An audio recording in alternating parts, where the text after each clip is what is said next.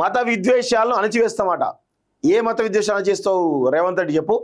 ముస్లిం మత విద్వేషాలు అణచివేస్తావా? హిందూ మత విద్వేషాలు అణచివేస్తావా? లేకపోతే క్రిస్టియన్ మత విద్వేషాలు అణచివేస్తావా? ఇప్పుడు హిందువుల పైన ఇంత పెద్ద ఎత్తున ఓల్డ్ సిటీ నుంచి పెద్ద ఎత్తున దుర్మార్గాలు జరుగుతున్నాయి కదా. కనీసం ఓల్డ్ సిటీలో హిందువుల పైన దాడులు చేసిన వారిపైన కనీసం చర్యలు ఉంటాయని దగ్గర ఉండవు. సో ఇప్పుడు హిందువులలో కూడా కొంతమంది ఉన్మాదులు ఎంత దారుణంగా మాట్లాడుతున్నారు అంటే చాలా దారుణంగా మాట్లాడు కొంతమంది ఉన్మాదులు. మరి వారిపైన చర్యలు తీసుకుంటారా?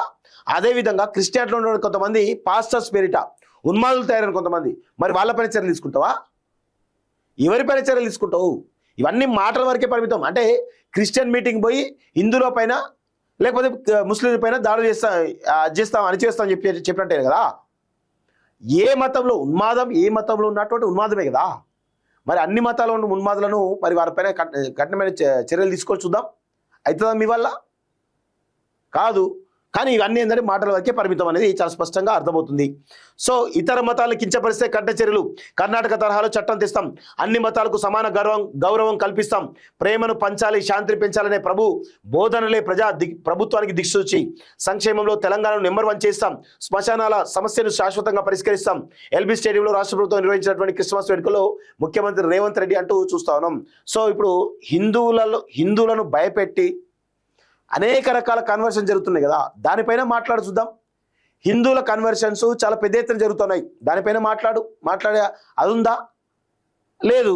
కేవలం క్రిస్టియన్ల మెప్పు కోసం, వాళ్ళ ఓట్ల కోసం మాత్రమే ఈరోజు మీరు ఇట్లా మాట్లాడినట్టుగా చాలా స్పష్టంగా అర్థమవుతోంది. తెలంగాణలో మత విద్వేషాలకు తావు లేదని, ఎవరి మతాన్ని వారు ఆచరిస్తేనే ఇతర మతాలను గౌరవించాలని ముఖ్యమంత్రి రేవంత్ రెడ్డి అన్నారు. మత ప్రాతిపదికన దాడులు చేయాలని చూసిన వారిని అలాంటి ఘటనలో ప్రభుత్వం అణచివేసిందని తెలిపారు. ఇతర మతాలను కించపరిస్తే శిక్షించే విధంగా కర్ణాటక తరహాలో శాసనసభలో చట్టం తెస్తామని ప్రకటించారు. సో ఇతర మతాలు గౌరవించే విధంగా కర్ణాటకలో తెచ్చినటువంటి చట్టం ఏదైతుందో అది తీసుకొస్తే బాగానే ఉంటుంది, తీసుకురావాలి కూడా.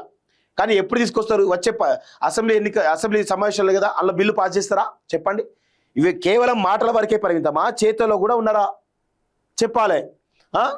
దాడులకు పాల్పడిన కఠినంగా శిక్షించడానికి ఉన్న చట్టాలు కూడా సవరిస్తామని, అన్ని మతాలకు సమాన గౌరవాన్ని కల్పిస్తామని అన్నారు. మానవ సేవయే మాధవ సేవ అని ద్వేషించే వారిని కూడా ప్రేమించాలన్న యేసుక్రీస్తు బోధనలే ప్రజాప్రభుత్వానికి దిక్సూచి అని పేర్కొన్నారు. సో మానవ సేవ ద్వేషించే వారిని కూడా ప్రేమించాలన్న యేసుక్రీస్తు బోధనలు ఇప్పుడు రౌడీ పాలనకు స్ఫూర్తిగా? ఇది రౌడీ పాలన కదా, ఇది ప్రజాపాలన. ఒకసారి మీరుగా గుండె మీద చేసుకొని చూడండి. ఇది ప్రజాపాలన లేకపోతే రౌడీ పాలన? ఎంత దారుణంగా దాడులు జరుగుతుందో చూసినాం కదా. ఎక్కడ పడితే అక్కడ చంపారు కదా. ఇది ప్రజాపాలన ఎట్లయితుంది? రౌడీ పాలన అవుతుంది. రేపు మంత్రులతో సీఎం కీలక భేటీ. పంచాయతీ ఫలితాలపై గణాంకాలతో సమీక్ష. ఎంపీటీసీ జెడ్పీటీసీ ఎన్నికల నిర్వహణపై చర్చ. 2 రోజుల్లో 26 కార్పొరేషన్ల చైర్మన్ల భర్తీ అంటూ చూస్తున్నాం. సో 26 కార్పొరేషన్ ఎవరికి ఇస్తారు? మళ్ళీ ఆ రెడ్లకి ఇచ్చుకుంటారు, ఆ వెలమలకి ఇచ్చుకుంటారు, అగ్రవర్ణాలకు ఇచ్చుకుంటారు తప్ప బీసీలకు ఇచ్చేటువంటి పరిస్థితి లేదు అనేది చాలా స్పష్టంగా మేమైతే చెప్పగలం. సో బీసీల పైన అడుగడుగున రేవంత్ రెడ్డి బీసీల పైన కుట్రలు చేస్తున్నాడు, అణిచివేసేటువంటి ప్రయత్నం చేస్తూ ఈ వాదం బలపడకుండా ప్రయత్నం చేస్తున్నాడు. కానీ వాదం బలపడడానికి మాలాంటి వాళ్ళు చాలా మంది ఉన్నాం కదా, బరాబర్ వాదం బలపడే విధంగా చేస్తాం. ఆ విషయం కూడా గుర్తుపెట్టుకోవాలి.